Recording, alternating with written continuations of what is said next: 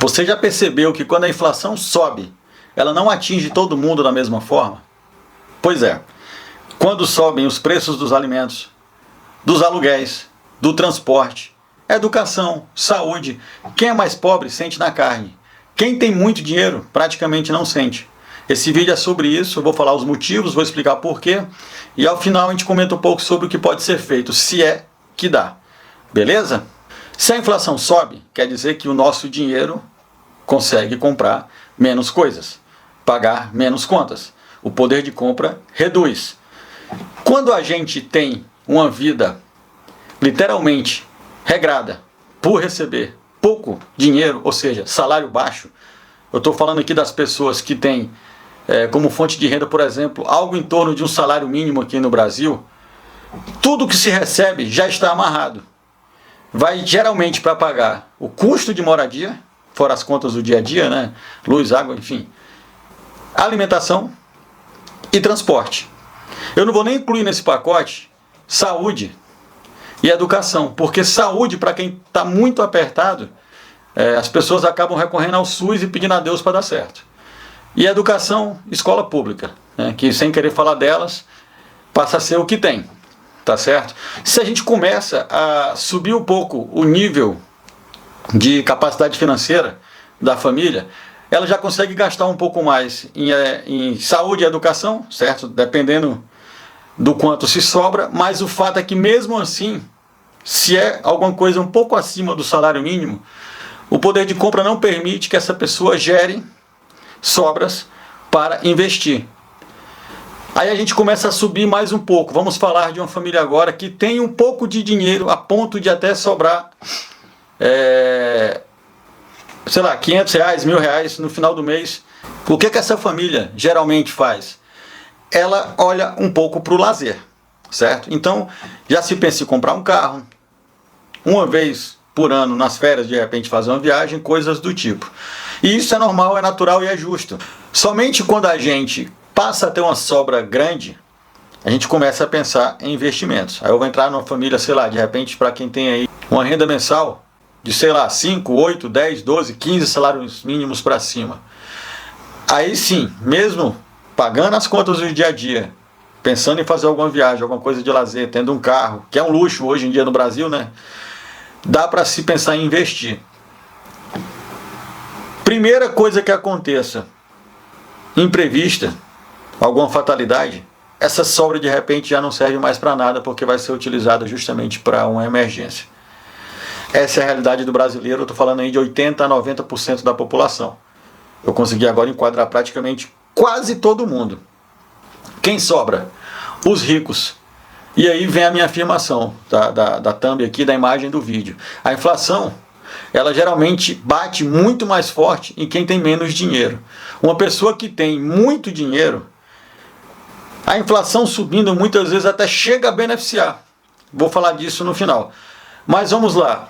Quem tem muito dinheiro a ponto de pagar tudo que precisa no mês, pagar todos os luxos para manter o padrão de vida, e ainda sobra, fora o que já tem investido, talvez passe a gastar um pouco mais. Por essa própria sobra já absorve.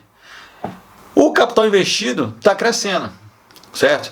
E agora eu vou antecipar uma das coisas que podem ser feitas para amenizar isso, mas geralmente só são feitas por quem tem dinheiro.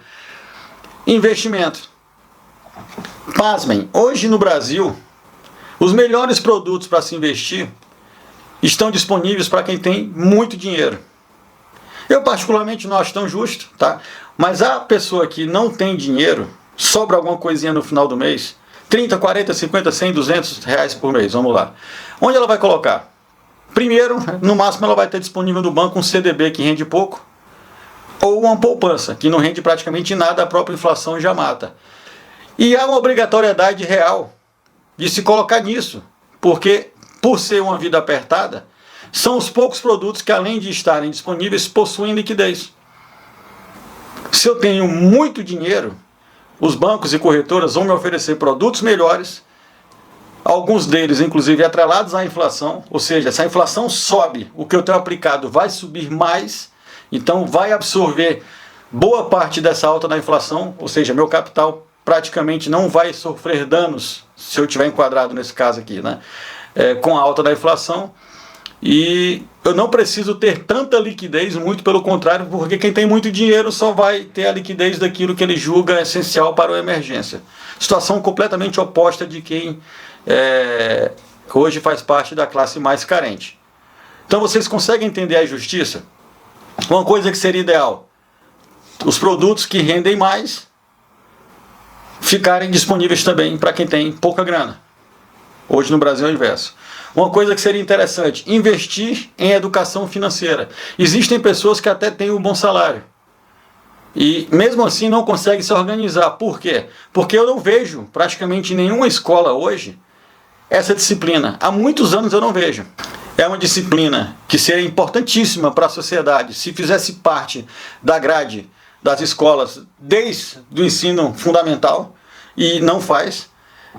Muita gente hoje chega à maioridade trabalhando e sequer sabe o que é uma taxa Selic, né? Países desenvolvidos se ensina a educação financeira desde pequeno. Os pais, pelo que eu vejo alguns amigos, enfim, tentam até fazer isso em casa, mas não adianta, porque hoje o brasileiro ele tem um perfil consumista, apesar de não ter tanto dinheiro no bolso. Tem pessoas que preferem se apertar para comprar um iPhone do que pensar no futuro, e por aí vai. Então, resumindo, é uma realidade, certo?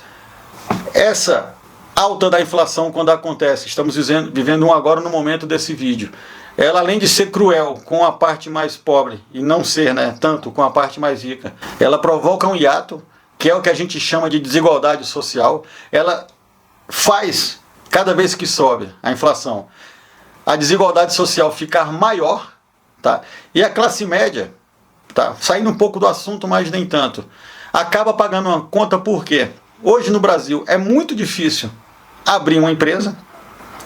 Quando a empresa abre, depois de pagar milhões de taxas, se for alguém abrir uma empresa sem capital para fazer ela começar a prosperar, essa pessoa vai pegar empréstimos, então a empresa já sai devendo.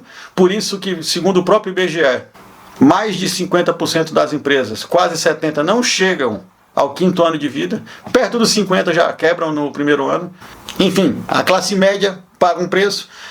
A classe mais pobre é muito açoitada com a alta da inflação, cada vez mais. E a classe mais rica sempre sentindo menos e se beneficiando. Essa é a realidade do nosso país. Reflitam sobre isso. Comentem sobre isso em casa. É bom todo mundo ter essa noção, porque tem gente que não percebe o impacto disso, certo? Mas lá na frente paga um preço. E invistam na educação financeira dos seus próximos, dos seus filhos, dos seus parentes, irmãos, enfim. Estimulem a educação financeira. Valeu, um abraço.